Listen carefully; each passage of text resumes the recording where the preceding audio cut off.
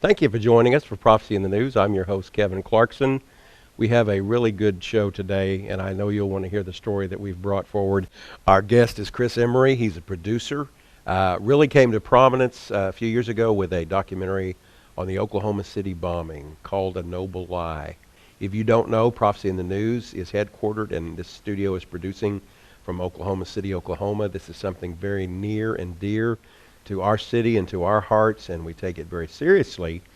And Chris even lived for a time in our city, and I could talk a lot about your career, but you've basically been an actor, a model, a sports photographer, and a producer. So you've been on one or the other side of the camera for 30 almost 36 more years. Yeah, 36 years. Yeah, I'm excited about talking about this project. It was my first feature-length film that I've worked on. And it got all kinds of awards and attention. We were very surprised, and I do want to qualify this, and even on the other interviews, I'm one of the co-producers. I had the chance to do the narration on this film, but there was a group of about 75 of us that actually worked on this film. Goodness. A core group of 15, and then the crew, 8 of us that actually shot and produced the film. So I was a co-producer, and they asked me to do the narration. Normally I'm used to doing 30 or 45-second radio spots. It took us about 3.5 to 4 months to do the narration because we had to parse it out. Yes. Right.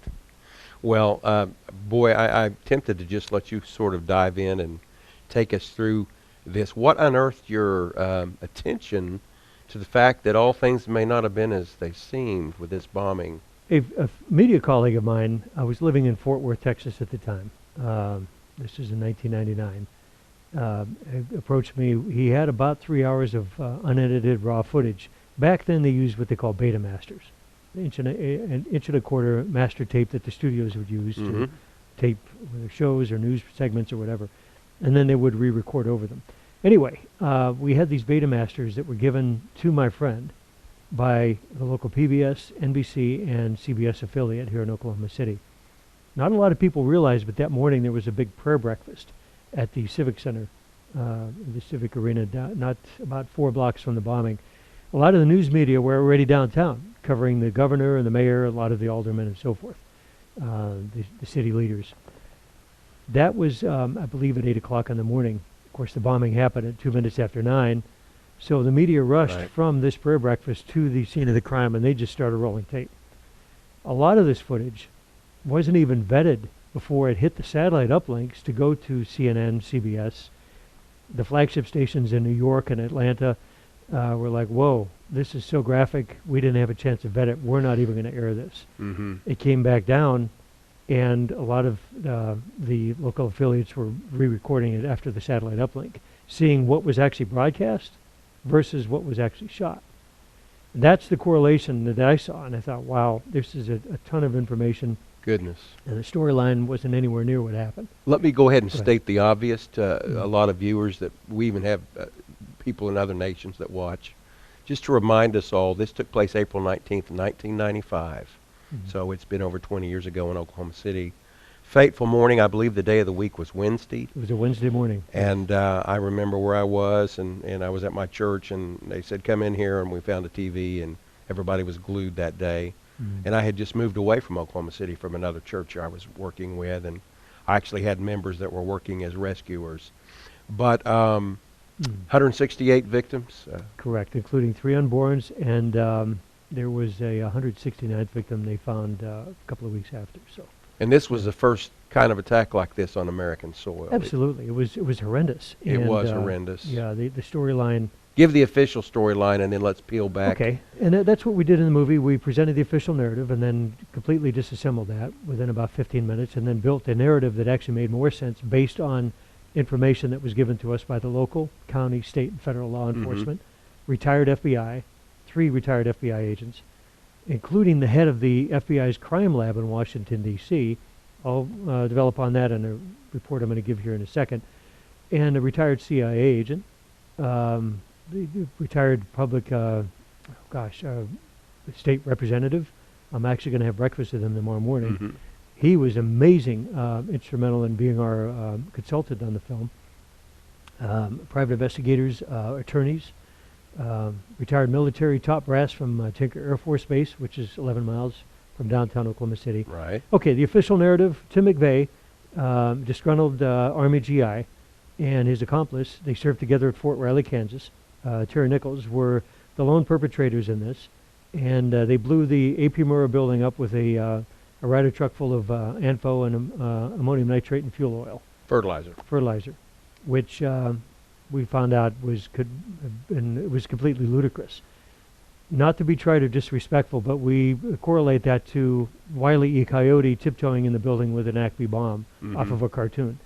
I mean, we say it in that way because the story and the narrative was so ridiculous and completely unfounded that it simply couldn't hold water, both on a scientific, a legal, and a moral level. It was completely off base. So, as a film crew, we found out that there were actually 12 to 18 people involved. The 6 on the periphery didn't know that they were actually involved with this case, and it had all the earmarks, all the fingerprints, all the mode of operation, the MOP, of a classic CIA operation. If you were to take the textbook out of Langley, Virginia, and pull off a case like this, it would pretty much be mark by mark by mark. You go down the list, and it's like, wow, okay, that's how you pull an operation like this off. We were given that information by, like I said, retired law enforcement, a retired CIA agent, and said, look, guys, this is what happened. This is how we're trained. Look for yourself. You've tried to be academic and critically thinking in Absolutely. this. You're not just taking rumors, conspiracy theory, innuendos. That's correct. You have a factual documentation. Witness. You even had an eyewitness, I believe, or someone in the city area that... We had survivors from the bombing. Actually, Jane Graham, VZ Lawton. We found out that there were at least 12 people that felt that building shake as a sensation of an earthquake before the truck bomb even went off. You have that 5 to 8 second lag. There's no way that the human mind and your reaction would be able to even react to a truck bomb. I mean, the building's coming down 5 to 8 seconds before that thing even detonated. What in the world happened? Why did these people survive? If they wouldn't have had that sensation, they would have been impaled and, unfortunately, in some cases, probably even decapitated. Never been able to survive that horrendous explosion. Getting back to the official narrative, we found out that not only did it not hold water on a scientific level, but we had to go back and say, okay, if that didn't make sense, set it aside. Toss it out the window. Let's build a narrative that actually makes sense on the information that was given to us. And we spent, Dr. Clarkson, 8.5 years.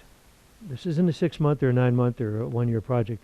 8.5 years. We had a lot of pushback from the governor's office, from some people at the Oklahoma County Sheriff's Office, the State Highway Patrol, and the police department. We also, on the flip side of that, had more support from those same departments saying, look, I can't come out with this information. This is what happened. This is what I knew.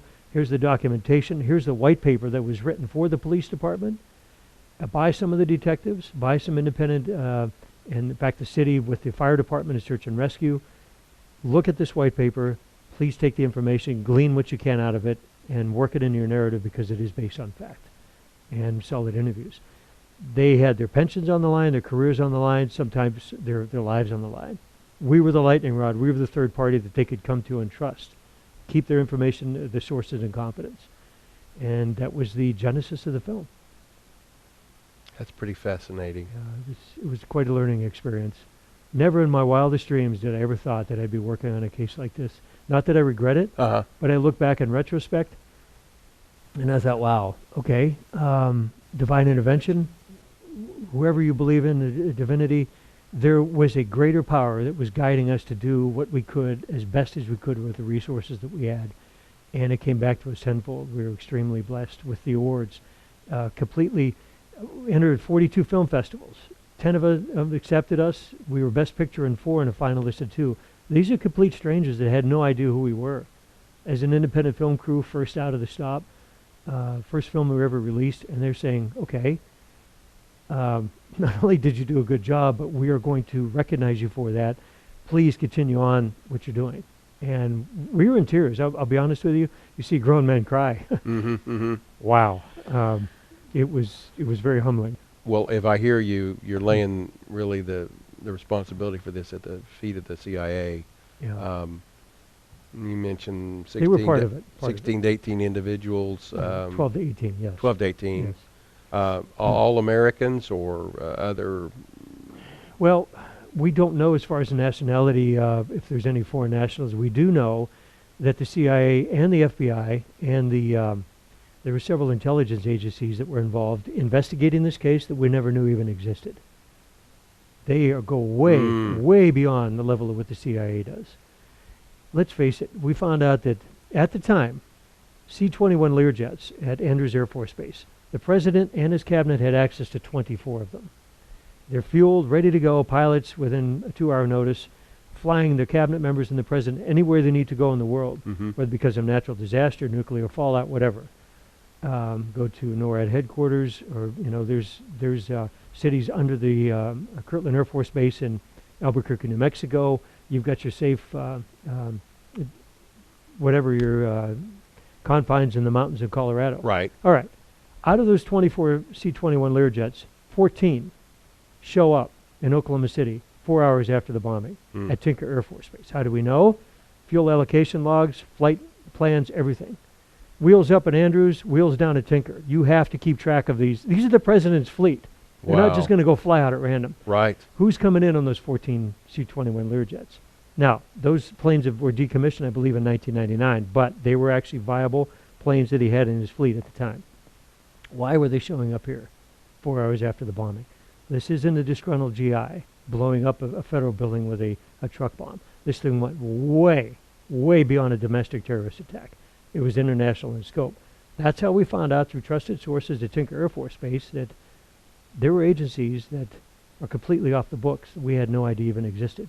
They have their representatives, their big shoulders showing up downtown. And we found out from some sources at the NBC affiliate that the storyline that they were given by the county sheriffs, even the governor's office, Frank Keating, blurting out that, yeah, this is a sophisticated series of devices, that whole storyline washed out after 4 hours. Wow. Who shows up within 4 hours?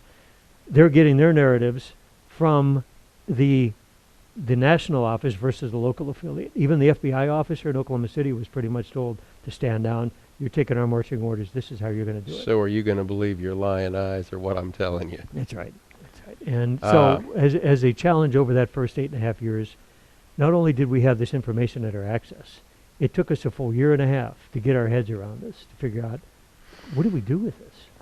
When you said earlier international in scope, tell me kind of what you mean by that. Okay. We found out that the ordnance that was actually in the building, by the way, there were 23 devices in the building. 3 of them went off. The other 20 had mercury switches. These are professional military-grade devices. You don't buy this stuff off the store shelf. You can't build this from components you get in an Ace Hardware. This is military-grade. How do we know? Oklahoma County Bomb Squad, the Oklahoma County Sheriff's Department, the Oklahoma City Police Department, and the State Highway Patrol all said that those devices that were in that building were professional in grade. Mercury switches on the 20 that didn't go off were destroyed. It was supposed to go off 10 minutes after the initial blast. I asked one of the county bomb squad experts, I says, why 2 minutes after 9? He says, that's military operations. I says, what do you mean? He says, you go in and you set this bomb to go off at 9 o'clock. You have your men, your marks, in that building setting the ordnance to go off. Give yourself 2 minutes to get your rear end out of there, or else you're going to get killed. That's why it went off at 2 minutes after 9. The devices they found that actually didn't go off, the mercury switches were destroyed. They were to go off at 9:12 a.m., which would have leveled the building. Any search and rescue, law enforcement, anybody coming in there, the walking wounded, would have been killed. It was the backstop charge that never went off. Unbelievable. And like I said, we didn't pull that off the internet. That was given to us by Oklahoma County Bomb Squad and the other law enforcement agencies. Well, the question that always follows up in the wake of such a thing is to ask why. What's behind this? Why? That's exactly a huge question floating over our heads for years. Why? Well, it wasn't supposed to go live. We knew that. In fact, McVeigh, he was working for a joint task force with the FBI and the ATF. I know a lot of your listeners are going to say, wow, where did that come from? That came from a witness that came forward after we had the final cut done. We couldn't get it on the initial film. That's reserved for an extended director's cut, double-layer DVD later on. But this witness came forward and said that McVeigh approached him in September of 1994. And remember, the bombing happens April 95. Right. And McVeigh was we found under 8 different aliases, 8 different driver's license, 8 different states. You don't get that by not working for special forces. Right. Maybe 1 or 2, but not 8. He approached this individual under one of those 8 aliases from September of 94 to January of 95.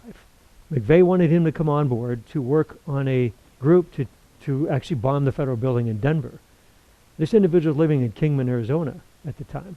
It's like, well, wait a minute, time out. Not only am I not going to do this, but who the heck are you and why you keep contacting me? And when the bombing happened, he recognized the mugshot, and he says, wow, I knew him as Tim Tuttle, which we found out was one of his 8 aliases. And McVeigh was bragging at the time to this individual about working for the Joint Task Force. It's like, why are they involved with this? False flag operation wasn't supposed to go live. We found there were other parties involved that were dealing with a massive drug smuggling case that was due to go to court on May 10 of that year at the federal courthouse. Their contraband, their Here evidence. in Oklahoma City? Yes. Okay. Yeah. I-35 going from Right. Laredo all the way up to, Minnesota. Lots of drug Oklahoma traffic. City. Yeah. Yeah. The major drop-off points were Oklahoma City and Dallas, we found out. That's another story for another time in the interview. So we have to look at this in a bigger picture. It says, okay, who had a vested interest in making sure this building came down? It wasn't McVeigh and wasn't Nichols. This goes way beyond. So that's why these big shoulders are flying in on the jets 4 hours after the bombing, because they knew this thing was way beyond the scope of the official narrative. They had a vested interest in making sure that their operatives that were trying to investigate these parties, that had a vested interest in making sure the building went down, they didn't want their sources and their confidential moles exposed. That's why they started perpetuating the alternate. Because if we would have went with the original storyline, that would have spun off in all directions, and there's no way that the federal government, the FBI, and the CIA, and these other agencies would have been able to contain that. It would have blown out of proportion. They didn't want that to happen. So, as a film crew, we're looking at all of this and say, okay, we get enough footage to make a 6.5-hour film. How are we going to get this down into something we can market? Nobody knew who we were. Fremont Films, who are these guys out of Oklahoma City? Conspiracy nuts getting stuff off the internet. No, we were the alter ego of that. And we looked at this information and says, all right, we got to get it down to 2 hours. We'll be lucky enough to market it. Came in at 2 hours and 8 seconds. But there are several stories within the story. Once your viewers order the DVD, we chapterized it in the same inspiration of Ken Burns and Errol Morris. Ken Burns did a beautiful job on the Civil War series. Chapterize it. Make it easy to digest. Keep things organized. Keep it in focus. It's easier to assimilate the information. Surely. Errol Morris did in The Fog of War. We borrowed his style and the way we were doing in the interviews, the lighting, the way we approached the questioning, and it fused together beautifully. So, Well, let me just stop there and offer this product to those of you that may be watching and are interested in pursuing this. Chris Emery has been our guest. We're talking about the documentary A Noble Lie, what really happened with the Oklahoma City bombing. He followed this up, actually, with another DVD because it opened up the whole question of how do you manipulate public opinion. And really from birth through the end of our life, we're in a process of that. This is called State of Mind, the Psychology of Control. And then that followed up more recently with Shadow Ring, which is really about the globalist agenda and why a need to manipulate the masses. And all of these pieces really fit together. Each one of them is available for $19.95 plus shipping and handling, or the 3 is a bundle for $49.95 plus shipping and handling. And we always refer you to the 800 number on your screen or our website, prophecyinthenews.com, and you can go to our bookstore and place an order there. But the facts of this are quite intriguing, and we're left with, I don't know, it seemed that the government used this, at least at the time, to try to suppress, at that time, right-wing media. it's a good point. In fact, General Parton, McVeigh and the whole deal, That's correct. and the militias. one thing that people need to understand, and like I said, this is a 1.5-year process to get our head around this information. People thought we were smoking the bad stuff. They would have thought we were literally crazy. In fact, we thought, wow, what do you do with this? But I want to stress that he was working for the CIA at the time. 2.5 years, we saw his pay records. How do we know? You His mean defense Timothy counsel, McVeigh? yes, Tim Yes. McVeigh. Tim McVeigh's defense counsel, Stephen Jones, gave us unfettered access to 141 boxes of legal documents that he accumulated through the process of discovery and getting his defense together. His defense case was supposed to last 3.5 months.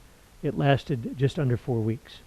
Why? Because a lot of that, in fact, I'm going to bring up a name here, Merrick Garland, a recent nominee for Supreme Court Justice. Obama's nominee. That's right. He was the lead prosecutor on this case. He pleaded up and down, jumped up and down, so to speak, for months with Judge Mace, who was the presiding judge in the federal trial, to quash this evidence that Stephen Jones had. He did not want the wider case to come out. He only wanted it very... 143 boxes of evidence. That's correct. So, what was put together was a writ of mandamus. It was a case presented to the judge by the defense counsel. I read it. It was 168 pages. Oddly enough, the same number as the victims. And there was a case to tell the judge, no, we cannot have this information quashed. The Merrick Garland prevailed, had all of this evidence quashed and sealed. That's why the defense case lasted for less than 4 weeks. Even the media is like, wow, this is a huge case. How in the heck can you wrap a defense up in 4 weeks? Stephen Jones couldn't present a lot of the information showing a wider conspiracy. Merrick Garland was happy. All of his cohorts of these agencies that we didn't know exist were happy. And he gets a cush job on the appeals court in Washington, D.C. He's up for Supreme Court nominee. When I found out he was up, I was livid. I thought, oh, God, this is the last person you want in the Supreme Court. Covering up a case like this. It was a deliberate, methodical, and very calculated way of shutting down the investigation on this case. And I'm not saying that half-heartedly. I would invite, Judge Garland to sit down with our film crew and say, why did you do this? What was your thinking behind this? What was your logic? You chose to remember the deaths of these people in a lie. And there's really no other way to say it. You have to be brass tacks. You have to put this on the table and state it for what it is and for what it's not. If I may, and I don't know how much time we have here. Yeah, we've got some moments. Go ahead. The head of the crime lab, Dr. Fred Whitehurst, came on board and helped us with this film. He was asked not to travel to Oklahoma City. Now, you're talking about your ace in the hole at Washington, D.C., that knows how to investigate cases. Why? Because his superiors knew that he wouldn't want to cover up and lie about this. They brought an understudy of his, who at the time had a substance abuse problem. That understudy was ahead of the investigation in Oklahoma City. It's like, wow, if you're going to miss the mark, that's definitely the way to do it. You're going so far in the wrong direction. What did Dr. Whitehurst do? He petitioned the Office of the Inspector General, OIG in Washington, D.C., which is a third-party investigation office, to investigate not only the flaws in this case, but the methodology, who was behind it, and who's responsible for it. And I'm going to present you with a copy of that. And there's a summary in here, and I'll be happy to get my reading glasses out and read the summary. And this is going to tell your viewers exactly, that's the actual report, the summary that they issued after Dr. Whitehurst, who paid, by the way, out of his own pocket for legal counsel to get that rolling. And I'm also going to present you with a copy of the final report. I'd like you to have this. This was the basis for the film, at least the starting point. Wow. Well, and thank that you. was amazing treasure trove of information. Quite a... And it was a good jump point for us to start. So I'd like you to have that for your library. Well, I thank you, sir. I'm going to read the summary here, if you don't mind, on air. And then this is going to give your viewers a reason why we really forged ahead on this. Now, if we take a look at the report, and it's still available on the internet, by the way, 30-page report here, okay? What I did is I took basically the summary of why Dr. Whitehurst had concern on this. David Williams was his understudy, and the one that was asked to come to Oklahoma City, who had several issues as far as the quality of his work, substance abuse issues, and whatnot. All right, so we're going to start off. It says, Williams' report contains several serious flaws. This is coming from the Office of the Inspector General, who had no dog in this hunt whatsoever. Right. His opinion as to the VOD, velocity of detonation of the main charge, was unjustifiable. His statement of velocity of detonation of ANFO is incomplete. His categorical identification of the main charge of ANFO was inappropriate, which means it was complete baloney. There's no way, there was no ground to even say it was ANFO that did the damage. His estimate of the weight of the main charge was too specific and based on improper grounds. His conclusion as to the containers for the main charge was unjustifiably categorical, which means there's no way that there was no scientific chain of custody to say that ANFO and that truck destroyed the building. And that's shorthand for ammonium nitrate. That's correct. ANFO, yes. His conclusion as to the containers for the main charge unjustifiable. His categorical identification of the initiator of the booster was improper. His conclusions concerning the non-electric detonator to the fuse and the time delay was scientifically insupportable. His conclusions were not supported by the contents of the report, as he concluded in dictation selective or confusing way. Here's the catch. These errors were all tilted in such a way as to incriminate the defendants. What we found out from day one, Dr. Clarkson, was that the evidence was manufactured to fit the prosecution's case versus the other way around. Every stone that we turned over, every piece of paper we saw, video, depositions, interviews that were done with the investigators that want the truth to come out on this, all of that was quashed. And all of the information in that trial on the part of the prosecution was brought on to fit their case versus fitting the evidence that was presented. We are troubled that the opinions in Williams' report may have been tailored to conform to the evidence associated with the defendants. We conclude that Williams failed to present an objective, unbiased, and competent report. May of 1997. 2 years after the fact. Yeah, and and McVeigh goes on trial in General. June, and it was just. That's amazing. This was never presented to the jury. It was never the defense couldn't bring it out, and the judge didn't see this. Unbelievable. Chris, that's amazing. You know, our time is just all but gone. I apologize for. No. Well, I'm glad you covered all this, and this will make some interesting bedtime reading, I'm sure. But I appreciate it very much. What do we do with this, folks? I mean, what do we do with this? Well, I think you need to investigate for yourself. Always ask questions. Don't just take uncritically things that you're told. Not trying to be a troublemaker, but don't just be gullible either. You know, the Word of God tells us and warns us that we live in a deceitful age, and we need to be prepared to discern the truth in the times by the Spirit of God and the Word of God. And, you know, with that, that's how we always want to bring things to a close here at Prophecy in the News. We want to encourage you to get into God's Word, that it'll inform you and enlighten your path, even more that it will lead you to Jesus Christ if you don't know Him in a personal, relational way as your Lord and Savior. Because He came as God to this earth, gave His life, was killed, died on the cross, was buried, rose again 3 days later, and He is Lord of all, and He's returning, and He says to surrender your life to Him, to follow Him, to put your faith and trust in Him, and He will forgive you, make you a child of God, and give you an everlasting life. That's the single most important thing, because this world and its deception is not going to last forever, but His kingdom will, and we want you to be a part of it. Till then, we'll keep looking up. Thank you.